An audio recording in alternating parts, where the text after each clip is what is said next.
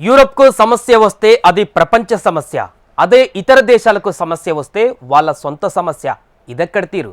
Europe సమస్యను ప్రపంచంపై రుద్దొద్దు అంటూ ఆ గడ్డపైనే భారత విదేశాంగ శాఖ మంత్రి చురకలంటించారు. ఇప్పటికైనా యూరప్ మైండ్ సెట్ మార్చుకోవాలంటూ ఏడాది క్రితం హెచ్చరించారు. కానీ యూరప్ మైండ్ సెట్ మాత్రం మారలేదు. ఇప్పటికీ అలాగే వ్యవహరిస్తోంది.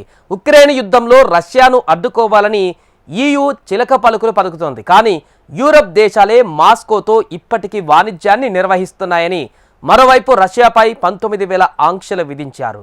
అయినా కూడా ఫలితం లేకపోయింది. ఇప్పుడు మళ్ళీ కొత్త ఆంక్షలను ఈయూ సిద్ధమైంది. కానీ ఈసారి భారత్ చైనాకు కూడా ఆంక్షలకు రెడీ అవుతోంది.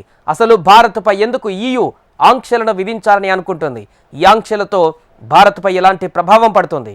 Watch the story.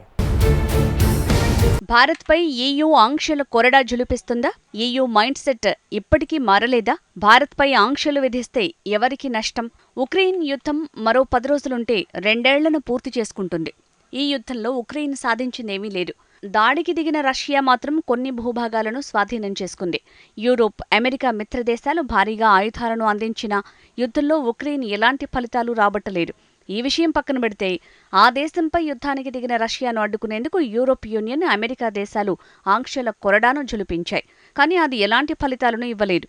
దీంతో యుద్ధం 2 ఏళ్లకు చేరుతున్న ఈ తరుణంలో మరోసారి రష్యా అధ్యక్షుడు పుతిన్కు సాయం చేస్తున్న దేశాలపై ఆంక్షలను విధించేందుకు యూరోపియన్ యూనియన్ రెడీ అవుతోంది. అయితే ఈసారి భారత్కు కూడా ఈయూ ఆంక్షల ముప్పు పొంచి ఉంది. ఎందుకు అంటే గతంలోనూ రష్యాకు భారత్ సాయం చేస్తోందంటూ యూరోపియన్ దేశాలు ఆరోపించాయి. ఇప్పుడు కూడా అదే ఆరోపణల నేపథ్యంలో ఆంక్షల కొరడాను ఈయూ మరోసారి జులిపించింది. తాజాగా బ్రసెల్స్ 21 కొత్త సంస్థలపై ఆంక్షలను విధించింది. కొన్ని థాయిలాండ్కి చెందిన సంస్థలు, మరికొన్ని శ్రీలంక, ఇంకొన్ని తుర్కీ కంపెనీలున్నాయి. ఈ సంస్థలను ఈయూ పెద్దగా పట్టించుకోవటం లేదు. బ్రసెల్స్ జాబితాలో ప్రధానంగా 3 చైనా కంపెనీలు, 1 భారతీయ కంపెనీ కూడా ఉన్నాయి. అయితే అవి ఎందుకు యూరోపియన్ యూనియన్కు కీలకం? నిజానికి ఉక్రెయిన్ యుద్ధం మొదలైన తర్వాత ఇప్పటివరకు భారత్, చైనా ఆంక్షల బారిన పడలేదు. నిజానికి ఉక్రెయిన్ యుద్ధానికి భారత్కు ఎలాంటి సంబంధం లేదు.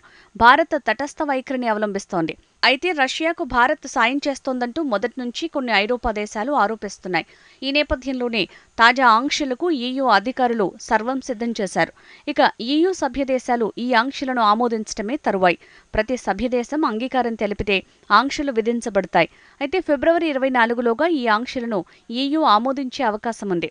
ఎందుకంటే రష్యా యుద్ధం ప్రారంభించి ఫిబ్రవరి 24తో 2 సంవత్సరాలు పూర్తవుతుంది. అయితే ఈయూ ప్రతిపాదించిన ఈ ఆంక్షలు 2 ప్రశ్నలను రేకెత్తిస్తున్నాయి. ఒకటి, ఆయా కంపెనీలు ఏం చేశాయి? 2, ఆంక్షల ప్రభావం సదరు కంపెనీలపై ఎలా ప్రభావితం చేస్తుంది? వీటికి సంబంధించిన వివరాలపై స్పష్టత లేదు. కానీ ఈయూ పత్రం చెప్పేదేంటంటే రష్యా సైనిక, పారిశ్రామిక సముదాయానికి నేరుగా మద్దతిచ్చే 3వ దేశాన్ని టార్గెట్ చేసినట్టు తెలుస్తోంది. భారత్పై ఈయూ చేస్తున్న అభియోగం అదే. బహుశా భారతీయ కంపెనీ ఎలక్ట్రానిక్ వస్తువులు లేదా వేడి భాగాలను రష్యాకు ఎగుమతి చేసి ఉండొచ్చు. వాటిలో చాలా వరకు ద్వంద్వ ఉపయోగం ఉన్నవేనని ఈయూ చెప్తోంది. అంటే వాణిజ్య, ఆర్మీకి ఉపయోగపడేవన్నమాట. అందుకే వాటిని ఈయూ ఆ వాణిజ్యాన్ని అరికట్టాలని అనుకుంటోంది. ఈయూ ఆంక్షలతో కంపెనీలపై ఎలాంటి ప్రభావం పడుతోంది అంటే ఆయా కంపెనీలు రష్యాతో సంబంధాలను తెంచుకుంటాయా అంటే వాణిజ్యం, వస్తు మార్పిడి, మార్కెట్ యాక్సెస్ లేకుండా ఈయూ కట్టడి చేయడం అన్నమాట. నిజానికి దీని ప్రభావం ఆయా కంపెనీలపై తీవ్రంగా ఉండే అవకాశం ఉంది. కానీ ఈ వార్తలపై భారత్ అధికారికంగా స్పందించలేదు. ఈయూ నివేదికలను ఢిల్లీ అధ్యయనం చేస్తున్నట్టు తెలుస్తోంది. ఢిల్లీ స్పష్టత కోసం ప్రయత్నిస్తున్నట్లు సమాచారం. మరో విషయం ఏంటంటే యూరోపియన్ యూనియన్ అధికారులు వచ్చే వారం భారత్లో పర్యటించనున్నారు. విదేశీ వ్యవహారాల మంత్రిత్వ శాఖతో సమావేశం కానున్నారు.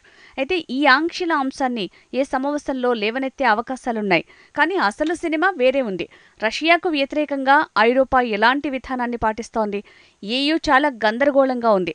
ఎందుకంటే ఇప్పటికీ వాణిజ్య సహాయంలాగా రష్యాతో యూరోప్ వాణిజ్యం అవసరంలాగా బ్రసెల్స్కు కనిపిస్తోంది. ఇదే వైఖరిని 2022 నుంచి భారత్ ఎండగడుతోంది.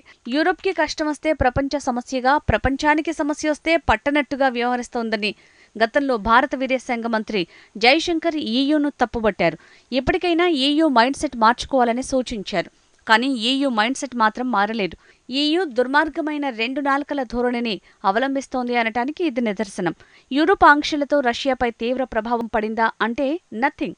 ఇప్పటికీ రష్యాపై 19,000 ఆంక్షలను యూరోపియన్ యూనియన్, అమెరికా మిత్రదేశాలు విధించాయి. అంటే రష్యాలో దాదాపు 19,000 పరిశ్రమలు దెబ్బతిని ఉండాలి. కానీ అలాంటి సూచనలేవీ కనిపించటం లేదు. ఎందుకంటే రష్యా ఆర్థిక వ్యవస్థ వృద్ధి చెందుతోంది. గతేడాది రష్యా జీడీపీ 3.6% పెరిగింది. ఇది జర్మనీ, బ్రిటన్ వంటి దేశాల జీడీపీ వృద్ధి కంటే అధికం. ఉక్రెయిన్ రష్యా యుద్ధంలో కూడా పెద్దగా మార్పులు కనిపించటం లేదు. యుఎస్ కాంగ్రెస్లో సైనిక సహాయం నిలిచిపోయింది. ఉక్రెయిన్ అధ్యక్షుడు జెలెన్స్కీ సైన్యంపై పోరాడుతున్నాడు. టాప్ జనరల్ని పదవి నుంచి తొలగించాడు. యుద్ధభూమి స్తంభించిపోయింది. ఎక్కడ చూసినా నిరాశే కనిపిస్తోంది. మరోవైపు యుద్ధం 2 ఏళ్లకు చేరుకుంటున్న తరుణంలో ఏదో ఒకటి చేయాలని ఈయూ ప్రయత్నిస్తోంది. ఒకవేళ మళ్లీ ఆంక్షలు విధిస్తే ఈయూకే ఎదురుదెబ్బ తగలొచ్చు.